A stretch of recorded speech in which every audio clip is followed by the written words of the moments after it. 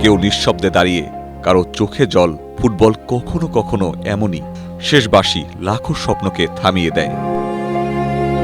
শেষ বাঁশি বাজতেই যেন থেমে গেল হাজারো হৃদয়ের স্পন্দন।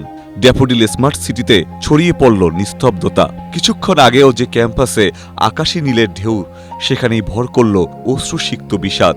গভীর রাত, পরীক্ষা, ক্লাস কিংবা ব্যস্ততা কিছুই তাদের আবেগকে দমাতে পারেনি। ড্যাফোডিল ইন্টারন্যাশনাল ইউনিভার্সিটির হাজারো শিক্ষার্থীরা 1 মাসেরও বেশি সময় ধরে ফুটবল বিশ্বকে উৎসবে পরিণত করেছিলেন। হাজারো মানুষের উপস্থিতিতেও তারা ড্যাফোডিল স্মার্ট সিটিকে রেখেছেন নিরাপদ, সুশৃঙ্খল। কিভাবে ভিন্ন দলের মানুষও একসঙ্গে একই মঞ্চে দাঁড়িয়ে ফুটবলকে ভালোবাসতে পারে, তার উজ্জ্বল উদাহরণ হয়ে থাকল এই ক্যাম্পাস, যা দেশ ছাড়িয়ে বিদেশেও আলোচনার জন্ম দেয়।